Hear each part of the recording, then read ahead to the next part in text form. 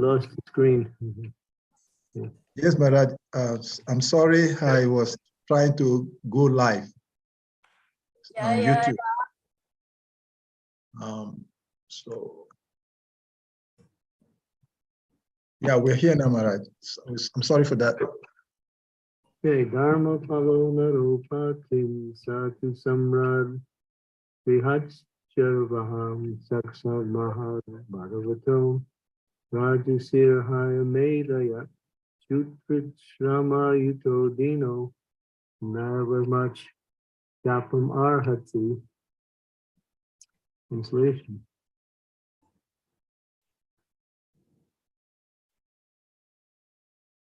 The Emperor Parikshit is a pious king. He is highly celebrated and is a first-class devotee of the personality of Godhead. He is a saint among royalty, and he has performed many horse sacrifices. When such a king is tired and fatigued, being stricken with hunger and thirst, he does not all deserve to be cursed. After explaining the general codes related to the royal position, asserting that the king can do no wrong and therefore is never to be condemned, the sage Samika wanted to say something about Emperor Parikshit specifically. Specific qualifications of Maharaj Parikshit is summarized herein. The king, even calculated as a king only, was most celebrated as a ruler who administered the religious principles of the royal order. In the Shastras, the duty of all castes and orders of society are prescribed. All the qualities of the Kshatriyas mentioned in the Bhagavad Gita were present in the person of the emperor. He was also a great devotee of the Lord and was a self-realized soul. Cursing such a king when he was tired and fatigued with hunger and thirst was not at all proper. Samika Rish was thus admitted from all sides that Maharaj Parikshit was cursed most unjustly. Although all the Brahmins were aloof from the incident, still for the childish action of a Brahmana boy, the whole world's situation was changed. Thus, Sri Samika Brahmana took responsible for all deterioration of the good orders of the world. In the Gyan Tirimananda Syagana Jana Salakaya Chaksun Yuritamina Tasmai Shivana Sri Chaitanya Manobistam Stapitam Yeda Bhutale Swayam Bhupakadam Mayam Dadati Smartadatam Namo Vishnu Padaya Krishna Prastaya Bhutale Vimakti Bhakti Vedanta Swami Tinamine Namaste Saraswati Deve Gaudavani Pacharine Nirvisesa Sunyavari Pasyatya De Satarine Vanchakalpatarubhischa Kripa Sindhuve Vachapatitanam Pavanebhyo Vaishnavebhyo Namaho Namaha Jai Shri Krishna Chaitanya Prabhu Nityananda Sri Advaita Gadadhar Srivasadi Gaur Bhaktivinoda Hare Krishna, Krishna Krishna, Hare Hare, Hare Rama, Rama Rama, Hare Hare. So a Brahmin boy, because he had Brahman Tejas, Brahminical power, he misused his power. And here we see from this incident that the whole collapse of the Brahminical culture was simply administered by this boy who used his powers in the wrong way. The Brahminical class is meant to lead the society by giving both spiritual and practical advice on how to live life according to scripture and according to the principles of the mode of goodness. When the Brahmins become proud of their position and lose their connection with righteousness, then they act against higher principles. And here's an example. And as Prabhupada points out in the purport, this was the beginning of the whole downfall of the Brahminical culture. Without Brahminical culture, society is deficient. SRIMAD Bhagavatam explains that there are three essential principles by which all human society should function accordingly. And if these three principles are in line, then society is not only progressive in the material sense, but it's also leading one back home, back to Godhead, which is the goal of life. And those three principles are mentioned in this section of the Bhagavatam. And one of those three principles is that Brahminical culture means acting according to the mode of goodness and guided by saintly persons. The Kshatriyas, or the administrators, must be guided by higher principles. And Kshatriyas, when they work in accordance with the Brahmins, then the whole society, everyone gets their personal needs taken care of. And they can also make progress towards the path back home, back to Godhead. The second principle is to protect cows. Cows are the foundation for an economic base and also give life-giving substance such as cow dung and milk and various other products that they produce. At the same time, the auspiciousness of the presence of the cow brings about a sense of saintliness within society. So cows are very, very essential as a foundation for both material and spiritual development. And the cow is also used to worship the Lord by providing the ingredients that are used in the Abhishek ceremony.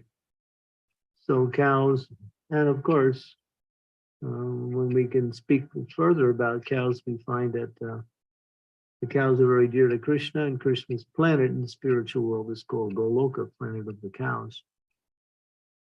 So cow protection, cow care is a better word, cow care, Brahminical culture, and teaching the worship of the Supreme Personality Godhead, which is the third principle. When these three principles are in line, then society is progressive and can move both materially successful and spiritually elevating. Here we see the results of the downfall of the Brahminical culture, which is the foundation for keeping spiritual principles intact and developing proper saintly rule within the society.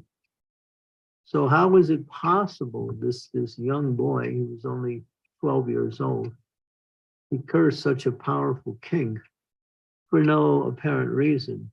Everyone who was, even his father, who was supposed to be the object of the offense committed by Maharaj Parikshit, was also lamenting what his son had done.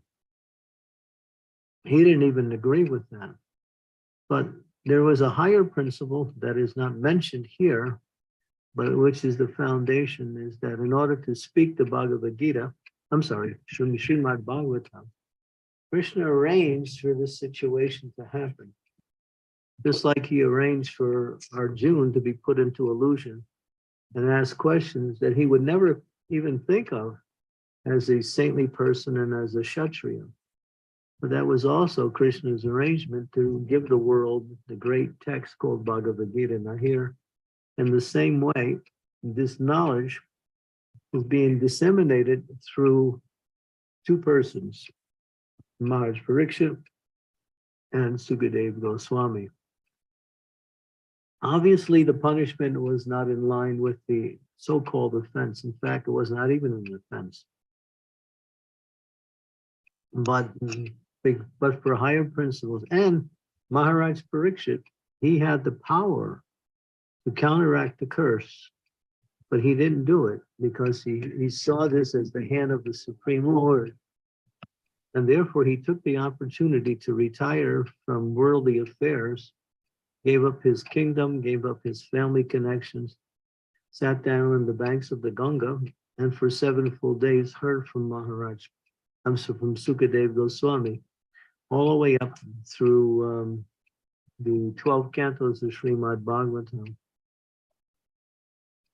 And we see that after hearing everything, he became perfectly self-realized. There was nothing else. Not only was he perfectly self-realized, he was free from all fear. He accepted his destiny as being the opportunity to perfect his life, leave the world, and go back home, back to Godhead. When Maharaj Parikshit was just in the womb of his mother before he appeared in the world, he was protected by Krishna. So he was, even when he was a young boy, or even unborn, they tried to kill him at that time. Asvatthama had thrown a monster into the womb of Uttara, the mother of Maharaj Parikshit, to kill the child. But Krishna appeared in the womb, and although the child actually was momentarily killed by the Brahmastra, Krishna brought him back to life. That's the understanding. Because he was the last heir to the throne for the Pandavata, for the Yadava dynasty. And being the last heir, Krishna preserved his life so he could rule the world. He ruled the world in such a saintly way, as we read from the SRIMAD BHAGAVATAM, the first canto. But now he took the opportunity to go back home, back to Godhead. And it's interesting because when he was ready to meet his destiny, hearing perfectly from Sukadev Goswami congratulated upon his ability to become fully self-realized simply by hearing directly the message of Srimad Bhagavatam. He left and he was completely fearless. He wasn't afraid of death. He had accepted the fact that he was not the material body, and his material body would be destroyed, but he would go on to the spiritual world. When he left Sukadev Goswami, he sat in meditation, fully absorbed in the Supreme Lord. Taksaka, who was that snake, was a mystical snake. He came to do his bidding on Maharaj Parikshit. And as he was approaching, he was stopped by Kashyapa Muni. Kashyapa Muni interfered with Taksaka, about to destroy Maharaj Parikshit. And Taksaka said to Kashyapa Muni, please don't interfere. He said, I'm here to stop you. I will preserve the life of this great king. He will reverse the curse. Taksaka said, my poison is so powerful that it can destroy anything. You cannot counteract it. So Kashyapa challenged him to a demonstration, and Taksaka let his poison out upon a Hippalaya tree, and it destroyed the tree completely. But what happened was Kashyapa Muni had the power to counteract any poison, and so he brought that same tree completely back to life. When Taksaka saw that, he realized that his mission was going to be thwarted. So he apparently disappeared by his mystic power and took the form of a Brahmana. And when Maharaj Parikshit was sitting in meditation, there were many persons around him. And one of the persons was Taksaka in the form of a Brahmana. And then he took the opportunity to get very close to Maharaj Parikshit. And then he turned himself into his original form as Taksaka, the mystic poisonous snake bird, and bit the foot of Maharaj Parikshit. And that biting injected him with this deadly poison, and his body immediately burst into flames. But he was completely oblivious or free from any of the activities that was happening to his body. And then as soon as his body was destroyed, he attained perfection and went back home, back to Godhead. Of course, Janmenjaya, the father of Maharaj Parikshit, became very angry when he found out what had happened. So he was a very powerful king, called all the Brahmanas together. He said, now we will destroy all the snakes in the world. He said, bring about a sacrifice. And they did.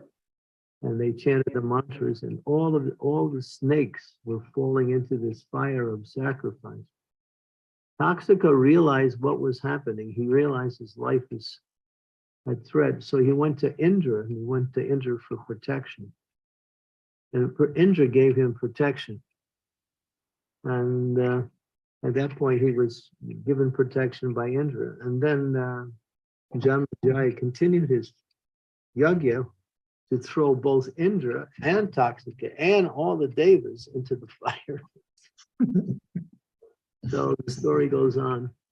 After that, we haven't read any farther than that. We'll have to find out what happened after that. But somehow or other, by the power of Indra, he was able to counteract the effects of that yagya. But a great sage came up to Janmejaya. I forgot who that sage was, and said, there's no need to kill all the snakes in the world just for one snake. So please stop the sacrifice. And he did. He did. So it's quite an intriguing pastime to see how it's unfolding. But the whole thing is that Maharaj Parikshit took the opportunity of a situation in this material world to relinquish all of his material responsibilities and simply focus completely on the Supreme Personality of Godhead in pure meditation. We can also learn from this situation that sometimes we, our desires in material life are thwarted.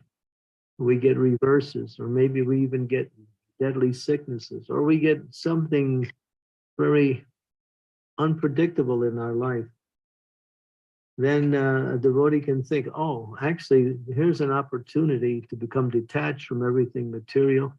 Let me simply just use the remaining part of my life and chant the Hare Krishna Maha Mantra, go to a holy place and perform devotional service, and then ultimately leave the world in pure Krishna consciousness. So we see that something apparently is inauspicious and turned into something auspicious for those involved. On another level, there is an inauspiciousness here. It's also mentioned in the purport that the Brahminical class had now become degraded. They had used their power in the wrong way, and because of that, the Brahminical class went down. And then because of that, there were so many anomalies or deficiencies in the Brahminical culture. And Brahminical culture lost its influence in the world, and therefore then the whole caste system started to arise. The caste system became a result of the fall of the natural Brahminical class. And what is the caste system? The caste system says if you're born in a Brahmin family, you're a Brahmin. If you're born in a Kshatriya family, you're a Kshatriya. Born in a Vaishya family, you're a Vaishya, similar with Sudras. So it became rubber stamped, where those who take birth according to a certain Varna become that Varna. But we also know that this principle is against the principles of qualification. A person's qualification to act according to a particular Varna is based on education and qualification, and not simply on birth.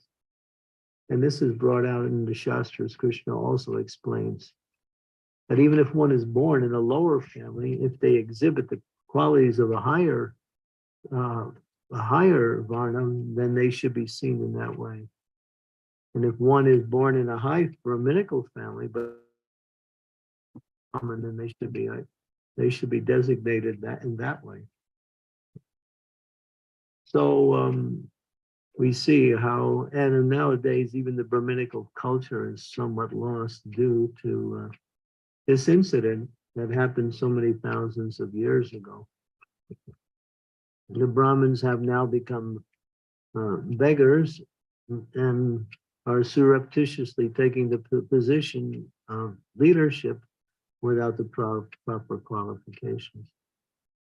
Prabhupada said in one of his lectures, the whole fall of India to the Muslim leaders, of Muslim rulers, were due to the fall of the Brahminical class. When the Brahminical class was not honoring the other lower classes, left the left the Hindu society and started to become Muslims. Prabhupada said that's how the entire Muslim society developed in India. It was not brought in from the outside, it came from the inside. So, yeah, without leadership, everything becomes chaotic. And if people who are not leaders try to take the position of being leaders, and then you have what is called topsy-turvy. And then, and Arjuna made that point to Krishna also, that when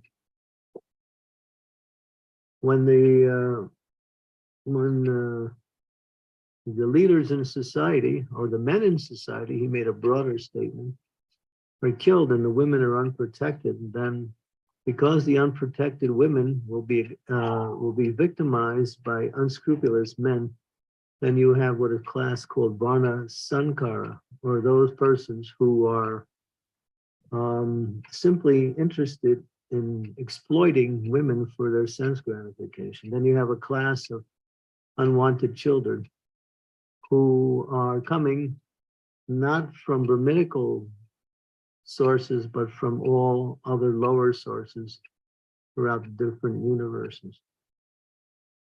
So you'll see both the benefit and the downside of this particular pastime. The benefit was the speaking of the SRIMAD BHAGAVATAM. The downside was the abrogation, or the putrefaction of the Brahmin class. Okay, these are some principles centered around this particular, and we see how Shama, although he was the father of the Brahmin, he was a Brahmin himself, was lamenting the activities of his son. And he chastised his son also for acting like that. And his son actually realized, after being chastised and being instructed by his father, he had acted in the wrong way, but it was too late. Maharaj Parikshit didn't act to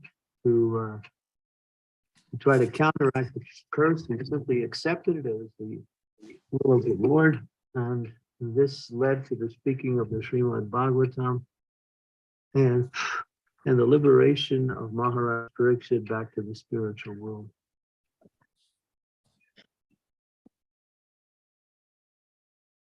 Hare Krishna. Hare Krishna. Thank you so much, Maharaj, for the wonderful narrations of the stories. It's so sweet hearing them all over and again, over again. It's so nice hearing it. The stories, especially, I'm so much happy to hear after we've been hearing from the beginning of this chapter how Maharaj Parikshit was cursed, but remembering again what happened after Maharaj Parikshit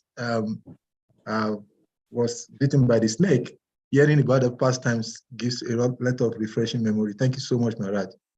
Hare Krishna.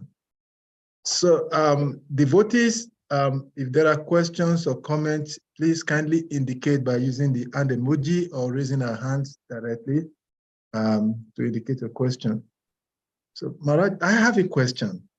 In the beginning of the class, Maharaj, you mentioned about the 3 qualities required for the sustenance of any society: the Brahmanical culture, the protection of the cow, and the teaching of the teachings about the Supreme Personality of Godhead. And when we look at today's experience,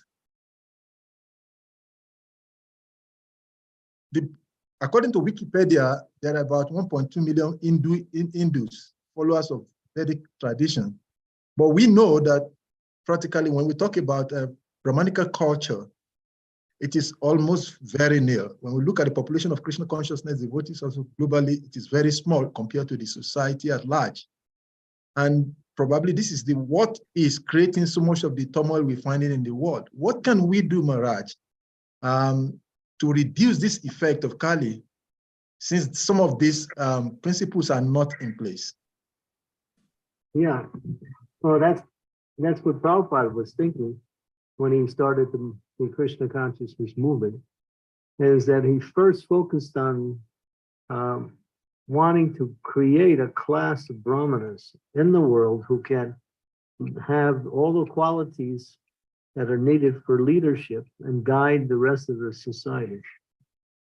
That was Prabhupada's focus, and he kept that focus for many years. Only later, towards the end of his time, did he expand that principle into the other varnas.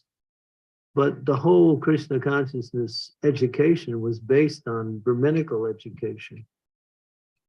And that is knowing the scriptures, teaching the scriptures, worshiping the deity, teaching others how to worship the deity, accepting charitable gifts, in other words, becoming dependent on society for one's livelihood, and also remunerating others with charitable gifts. These are the 6 activities of the Brahminical culture. It's called Patan, Yajan, Yajan, Dana, Pratigraha. And so we are doing that. We're preaching, and we're also teaching others to take up that mantle of preaching. And we're also worshiping the deity and teaching others how to do the same thing, and collecting charitable gifts and giving that charity back to expand the Krishna consciousness movement. So these are the activities of the Brahminical culture. And this is where Prabhupada focused on in developing his society in terms of that aspect. He also mentioned and also elaborated about cow protection and worship of the Supreme Personality of Godhead as the ultimate goal in life. But without leadership, you can't really do much with whatever ingredients you have. So you need that spiritual leadership. And that's meant to come. Now, a Vaishnava is above a Brahmin. A Brahmin is within the secular, it's within the material range, but a Vaishnava is a person who is engaged in devotional service to the Lord. But Prabhupada wanted the Vaishnavas to also to exhibit the qualities of a Brahmin as the foundation for their execution of devotion to Krishna. And that will be very attractive to people in the world, and will be the foundation for expanding Krishna consciousness. And all of these other principles, cow protection, worship of the Supreme Lord, would also automatically follow. So that's what our movement is about. Thank you, Maharaj, for the answer. I have a follow-up question to that, because yes, Srila Prabhupada has created this movement to bring about training Brahmana culture. But when we look at the Krishna consciousness movement after Srila Prabhupada's departure, especially in the last 2 decades, it looks as if there is a kind of a decline in the attraction of people to Krishna consciousness. Maybe it's my perspective, I don't know, but looking at from African perspectives, because when we joined the movement about 3.5 decades ago, and the rate at which people joined the movement, and some other regions also, I think, which I have information, the rate at which people are joining this movement was in a kind of explosive manner. Apart from India, which I know that there is still a continuous increasing in development of attraction to Krishna consciousness, it seemingly looks as if in other parts of the world, there's a kind of a decline in attraction to people joining Krishna consciousness as we experience it in the 3-4 decades in the past. So, Maharaj, what could be the reason for this, and what can we do to mitigate this declining situation? Well, there, you mentioned, it's different places in the world. Some are expanding and exploding. Like I'm in India right now, and I'm in with a very dynamic temple here in Pune.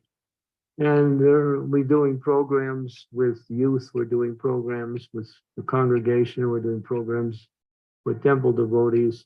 And they're also opening up more preaching centers here.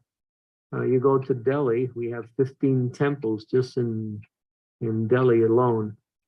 You go to Russia, Russia's expanding, has been expanding in that area of the world too. But then you go to other areas of the world, you find what you mentioned, there is no, because those areas of the world don't have proper leadership. And without proper leadership, There's no direction for the followers. So they might be able to do the programs and keep things going on a certain level, but to expand, they find it difficult to expand. Because it takes resources to expand. It takes manpower, it takes finances, it takes education programs. So many of these places who are not developing just don't have proper leadership or sufficient leadership. It shouldn't be like that because we have a managerial body that's meant to keep the leadership intact. But for whatever reason, sometimes we get diverted. And one of the reasons I think we get diverted is because we look for material gain through the spiritual practice.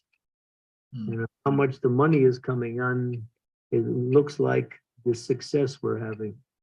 The success is not by how much the money is coming on, but how much we're actually making devotees who are actually who are making advancement in spiritual life. So it's not about money, it's about culture, it's about education. It's about developing vision to expand the movement in different places. But a lot of the movement is being expanded outside of the temples through various preaching programs that are not so much inclined to temple worship. So you see, if you do a little study in many areas, there are devotees being made who so much do not adhere so much to temple worship or temple activities, but are practicing Krishna consciousness in their own homes. So that's the kind of the uncalculated number that is also developing there. So on the whole, if you look at a movement on the whole, it's expanding. Things are going, because book distribution is strong in many areas of the world, and preaching is going on in different programs also. Harinams are going on, programs are going on, but you can't say it's happening everywhere.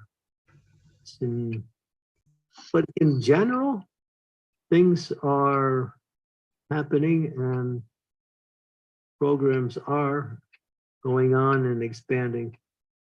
So it depends where you are. Thank you so much, Maharaj. I'm very opportune and fortunate to be hosting this class today, and I'm happy that you're here to answer some of these questions that's been bothering our minds.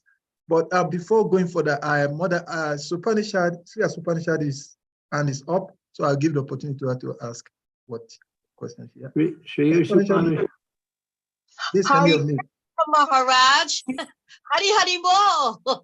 Hare Krishna. How you doing? Long time no see. Vanchika, God, people send you every chapter, Tita Nampa, Navio, Bashnavio, Nama Namaha. Hari Bol, Maharaj, how are you? Well, I'm happy to see that you're here. I'm talking to you. So yeah, I'll be coming to Gita Nagari sometime in May. Hari Bol. I know you live there. No, I live in Ohio, but you know, it's just like living in Gita Nagari because we're so close. We're not that far. You moved out of your place and No, I didn't move out of my place. I'm still in Cleveland, not Cleveland, Akron, Ohio. And see, Maharaj, you haven't been to Cleveland in Ohio in a long time. So okay. Yeah, you know. I just got a message. Somebody said, come to Cleveland. Yes, yeah, you need to come. We're doing wonderful things. We're having quite a nice congregation developing now.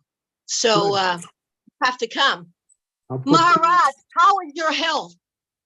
How have you been? Well, I'm still alive.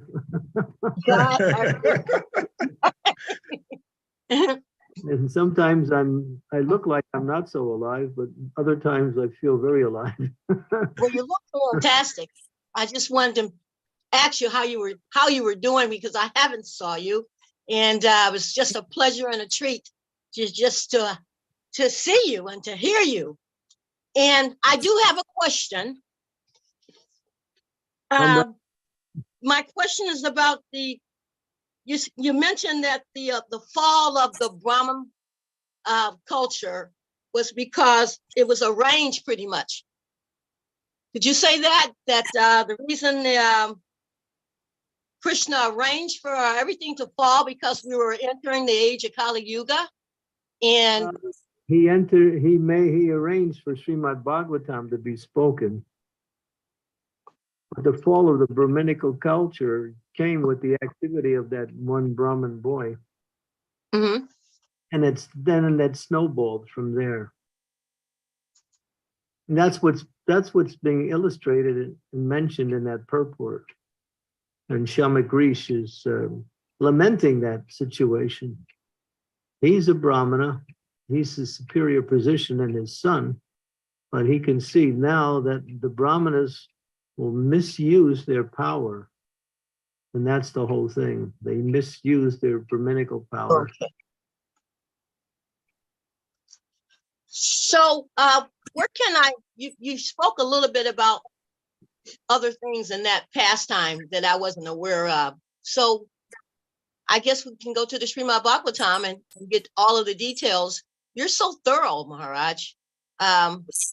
In describing the demise of Maharaj Parikshit, you go to the 12th canto, 6th chapter. It's called the passing away of Maharaj Parikshit.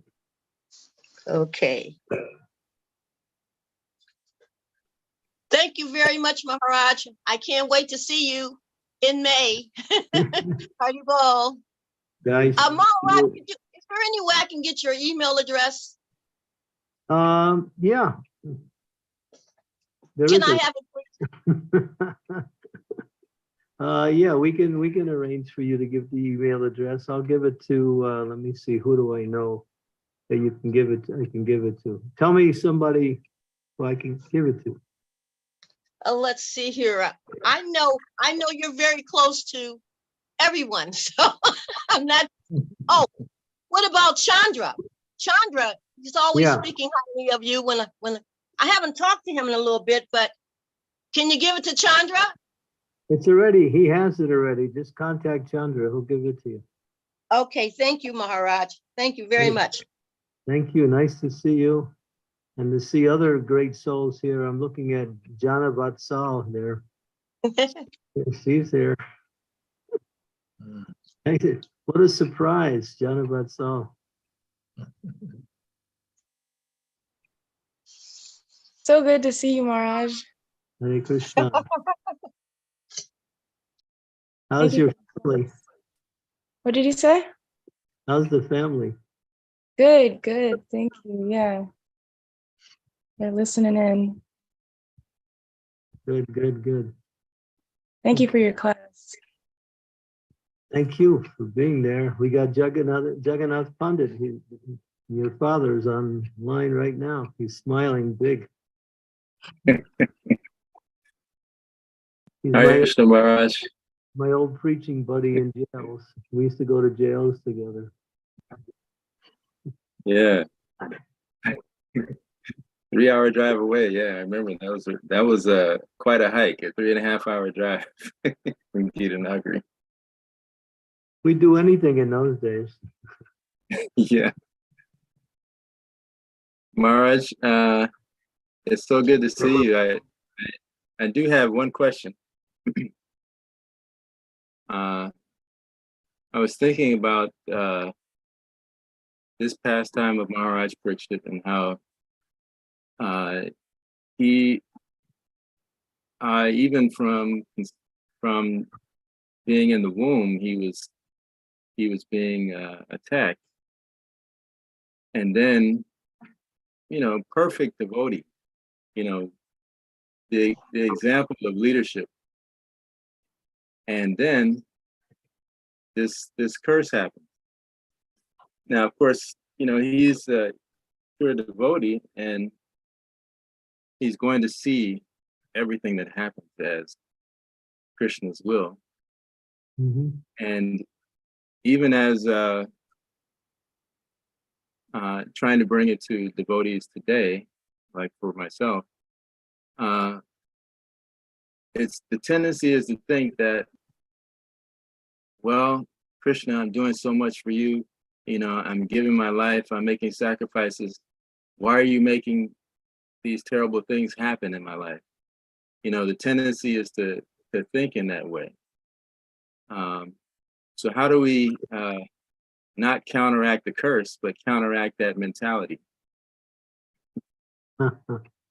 Well, the mentality is obviously not seeing Krishna in calamities, because it says that for a devotee who is engaged in devotional service, obstacles are opportunities for greater spiritual advancement. And of course, we have the example right here. So a devotee has to see that as long as we still want to enjoy this material world, we will consider these reverses as being something that is negative, something that's unwanted. Of course, we don't welcome them, but when they do come, then we have to understand, well, why is Krishna putting me in this situation? He's teaching me something. He's helping me become detached from some material attachment. He's making me more dependent on his mercy. So this is a constant scenario that keeps appearing throughout the whole history of Vaishnav culture, is that reverses are seen as opportunities for a greater spiritual advancement. You saw that with your Guru Maharaj also. He took advantage of that reverse and used it to preach Krishna consciousness very powerful, write more books, and to show the example of how to leave the world in such a way as one is welcoming the mercy of the Lord rather than resisting the mercy of the Lord. That's an extreme example, both with Maharaj Pariksit and with Bhakti Tirtha Swami. But on a smaller scale, when we have these reverses, apparently reverses, there's a meaning to it, there's a reason for it, and there's also something good in it. So someone asked Srila Prabhupada, there's that old cliche, you hear it, every cloud has a silver lining. I'm sure you heard that. Every cloud has a silver lining. So that statement was given to Srila Prabhupada for his comment. And Prabhupada said, no, every cloud has a silver lining only for the devotees, but not for those who are not engaged in devotional service. Those who are not engaged in devotional service will simply bring these difficulties. They're simply the reactions to their sinful activities. For a devotee, it's an opportunity to make advancement in Krishna consciousness. Just like you have the example of Kadambakanana Maharaj. So he's been designated or diagnosed with, terminal cancer. But he's not doing anything to try to counteract it. I mean, he did a little bit at the beginning, but then he realized, why waste time with this?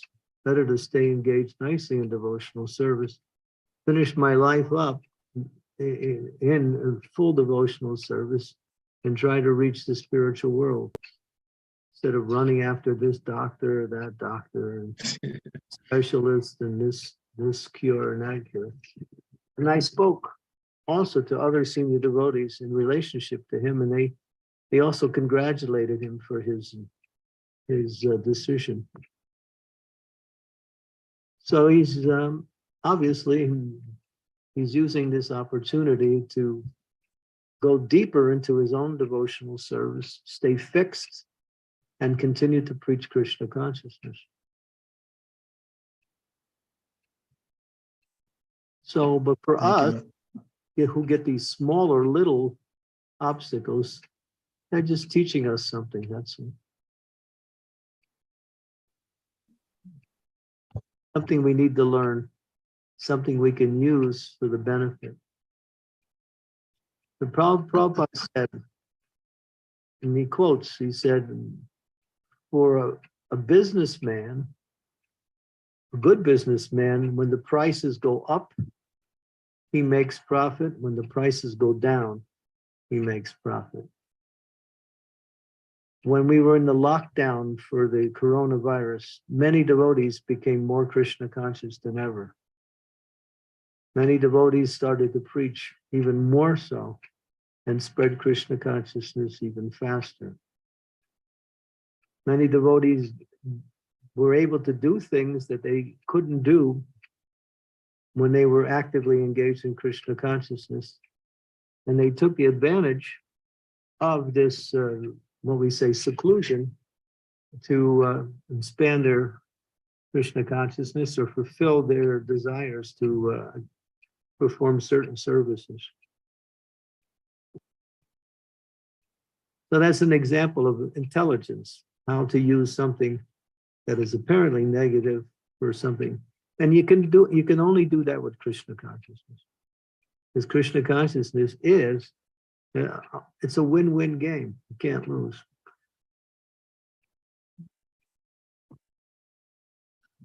If you accept it in the right way.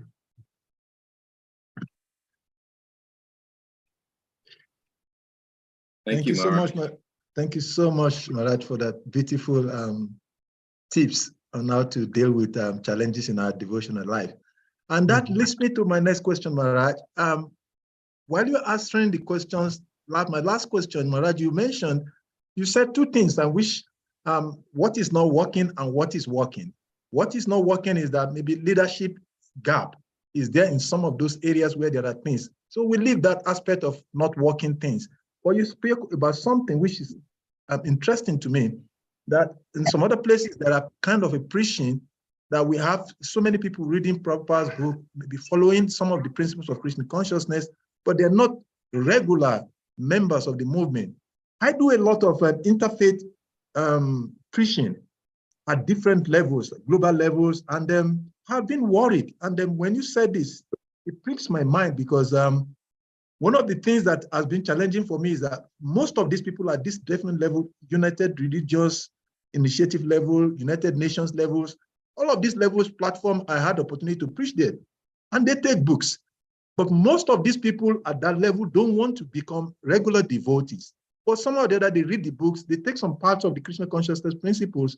So could we say in the era of development of Krishna consciousness, in the 10,000 years of golden age, are we saying that there would be this class of people who will maybe probably accept Krishna consciousness in part, and they're part of development of Krishna consciousness? Yeah. Yeah, Prabhupada also said, he said, don't expect everyone to become Krishna conscious. It's not possible. But even if we make people favorable, they read the books and chant, sometimes they're planting the seeds for future development. So it may not happen in this life, but at least in their next life, they'll get a good situation, pick up from there. So there's, as long as we're preaching and spreading Krishna consciousness, there's always benefit. But don't expect, everyone to become Krishna conscious. It's just not possible. Thank you very much for this. This is a very big solace. Yeah. I think Shashidhar had his hand up at the very beginning. We somehow forgot him. He's still online? Shashidhar, are you there?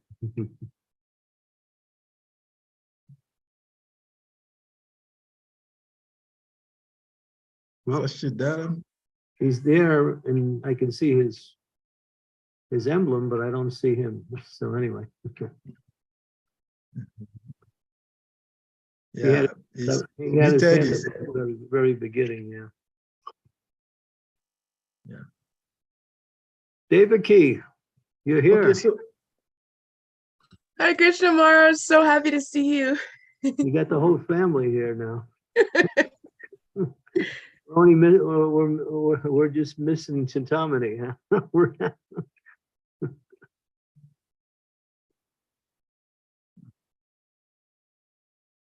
Yeah. Hare Krishna. Jai Hare Krishna Maharaj, I'm here, but I just can't show my face. I'm sorry. Oh, okay. Where are you? Which one? Where's your little icon? I'm in John Avatsala's screen in the background. Oh, okay, good. You sound good. I hope your health is good now. Yes, it's more stable. Thank you so much. And the time you were here in 2015, when I had a cane and you were dancing and you took my cane and you were doing a nice dance step, somehow you blessed my cane. And then soon after that, I walked better. So thank you.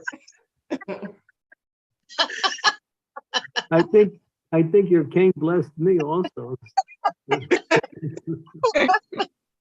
Haribo. Your cane blessed me that I don't have to carry a cane. That's sweet.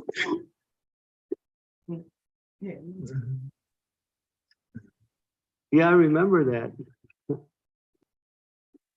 Yes, it was fun. Thank you for blessing us always. Yeah, I look forward to meeting you all again soon. Yeah. Come to my disciples meeting in New Vrindavan. It's in Easter weekend in New Vrindavan.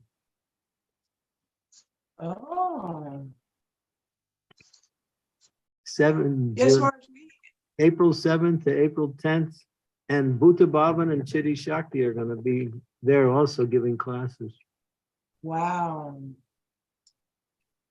Yes, since the pandemic, Maharaj, we only traveled once. That was last summer for 3 days.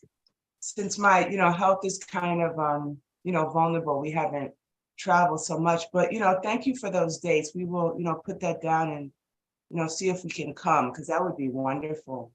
Yeah, nice. We'll send you a flower airplane to get you there. Whoa, mercy. You're so kind. Thank you for taking care of all of us, all these years. Thank you, Maharaj. Yeah, it's been really wonderful. Yeah, I'm getting a lot of association with the God family. It's been great. Beautiful. We got Sahadev there. He's Yeah, Sahadev, son, is way back from office. He's not able to show his face now. Sahadev Prabhu. You're driving, huh? Yeah, he's driving.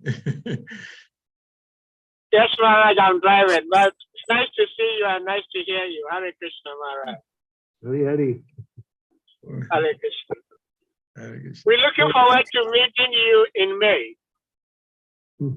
No, I hope to see you in April. Yes.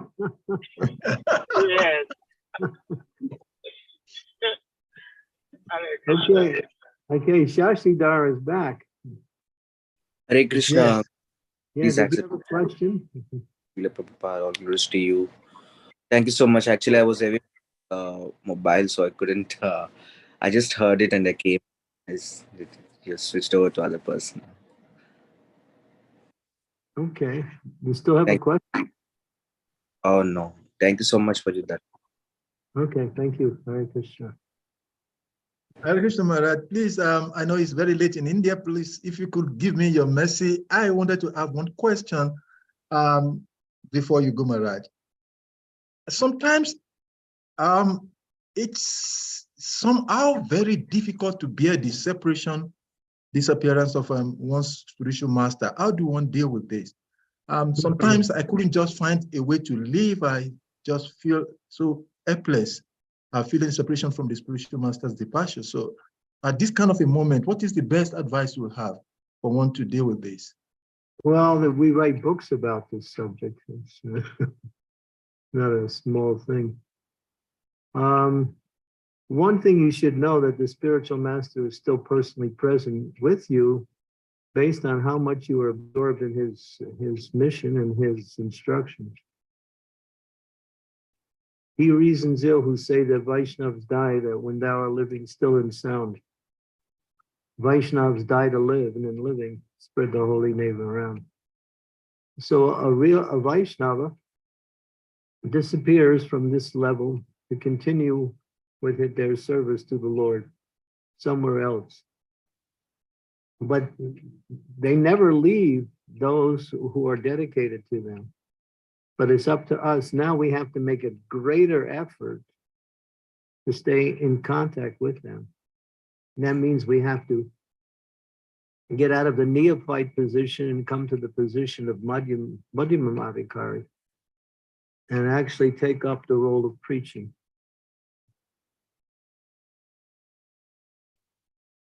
Then you will be able to, you will not be able to feel that separation as being separation, but as an opportunity to serve in the mood of separation.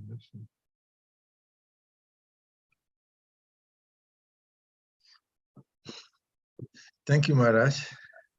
It's I would say that is maybe for the neophyte devotees that we have, it's a little bit difficult to. Sometimes we read this in the scriptures, we hear it. Maybe as we hear it more and more, then it will have an impression on the soul, because sometimes it's okay, sometimes it's really, really very difficult, most especially when there are certain circumstances you find that it's difficult to deal with the physical absence of the spiritual master. But I guess hearing it more and more from a personality like you will help us to be able to rise to that level where we can actually feel the presence of the spiritual master even in his absence.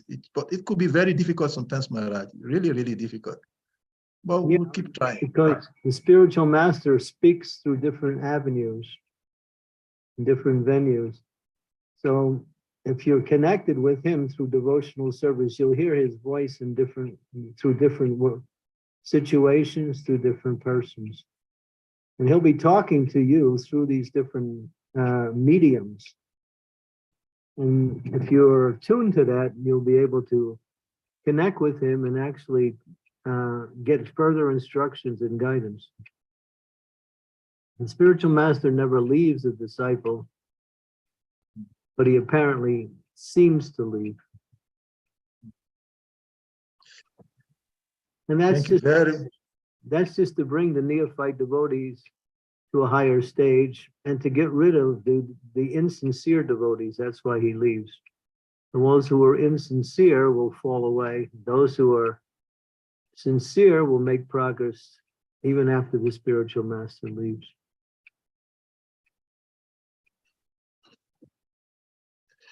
Thank you very much, Maharaj. Thank you. We have Hari Chakra there too. Oh my God, we're getting the whole Gita Nagari crew here. Hari Chakra Prabhu. Hare Krishna Maharaj. Thank you. Thank you for the class. Thank you. Good to see you. Good to see you, Maharaj.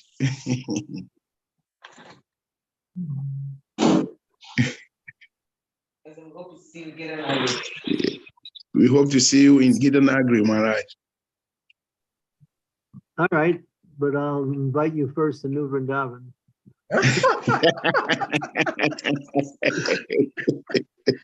Thank you, Maharaj. If you promise us that you are going to give us your transcendental dancing, then we are in. Well, you know, there's nobody who can dance like Hari Chakra. Maharaj, you are the supreme dancer, Maharaj. I learned some new dance movements. I can't call them dance steps. They're not dance steps, but dance movements. Hari Chakra.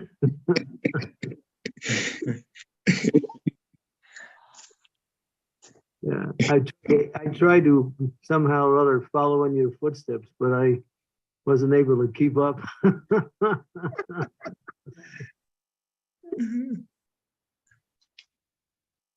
Thank you very much, Maharaj, for being with us. We really, really, Yeah, blessed. nice to see everyone. Boy, it's been a wonderful discussion here. So many great souls are here. Yeah. So does anybody has any last question before Maharaj leaves? It's getting late in India. Sri Devi, you got a question, or you always got a question? My dear Guru Maharaj, please accept my humble obeisances. All glories to Srila Prabhupada. All glories to His Holiness Bhakti Tirtha Maharaj. You have transported me back to Gita Nagari, Guru Maharaj, by giving me association of all these wonderful, wonderful, wonderful devotees of Bhakti Tirtha Maharaj. So I'm just smiling from year to year, just seeing all my wonderful Shiksha God family here. I have no question except will they all come to West Virginia and join us and give us their ecstatic association? That's the only question I have. Hey, it's your job to make sure they come. Oh, Guru Maharaj. I cannot help but remember Bhakti Tirtha Maharaj and his wonderful dancing and how the whole floor was like electrified with all of his disciples, you know, jumping up and down and dancing in kirtan. It was just amazing spiritual energy, just amazing. Lokanath Swami Maharaj tells the story of how we were all in New Vrindavan. It was the year 2000, I think. And Lokanath Swami was it was a festival. And so he was leading the Mangalarti. And Bhakti Tirtha Swami was there, and I was there, Radha Swami was there. A lot of us were there. And the people had come everywhere for the festival. And towards the middle of the kirtan, right after the Guru glorification, Bhakti Tirtha Swami started to get everybody going. And he started to dance. And then we all got slowly into the mood. And then finally it kept going. And so his dancing towards the end of Mangalarti became so enticing, so attractive, that Lokanath Swami didn't stop leading the kirtan. And so we danced through Tulsi Arti, we danced through the entire Japa period, we danced through Guru Puja, we danced through SRIMAD BHAGAVATAM class. We're still going, we're like flying all around the room. Going, you know how big, you know, the New Vrindavan temple room is. I think we covered every inch of the space. Yeah. And then some devotees left for breakfast, but a few of us kept going. Yeah, that was amazing kirtan, and Maharaj just danced through the whole thing. And we couldn't stop, because if we ever tried to stop, it wouldn't work. The energy was so strong. An amazing thing about that kirtan, and I can remember, I didn't get tired. Oh, interesting. It was just so blissful. Hi, Bo Maharaj. This is the season of bringing joy. Look what you just did. You just brought all that joy to us. Thank you so very much. Hari Bo. Sri Upanishads. Yeah, those of you who don't know it, Sri Upanishads was a schoolmate of Bhakti Tirtha Swami. They went to school together. Yeah. Wow. Mercy, mercy, mercy. Hari Bo. We're only missing Jambavati. She's not here. We need to get Jambavati on. Maharaja Jambavati is here. Jambavati's here? No. Yeah, I saw her earlier. I don't know if she left, but she was here. Oh, really? Yes. And Yashoda Mai. No, Yashoda Mai has not been here today, no. Oh. We did pretty good. We got the whole family of Jagannath Pandit here.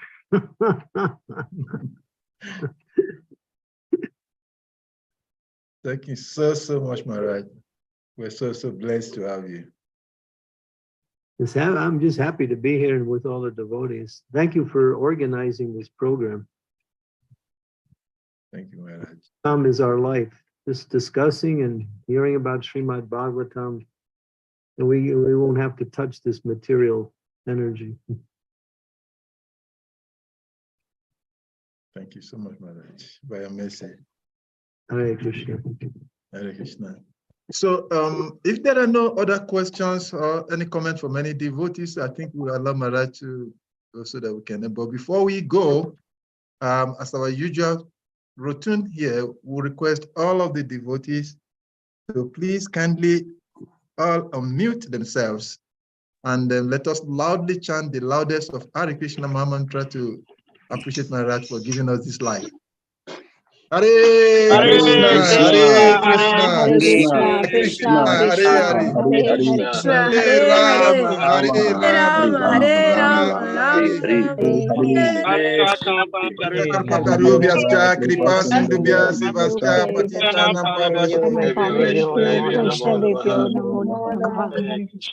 Holiness Chandra Maharaj. Thank you, Guru Maharaj. Hare Krishna. Thank you, Maharaj. Hare Krishna. Thank you, Maharaj. Thank you, Guru Maharaj. Hare Krishna. Thank you, Maharaj. Hare Krishna. Hare Krishna. Hare Krishna. Hare Krishna. Hare Krishna.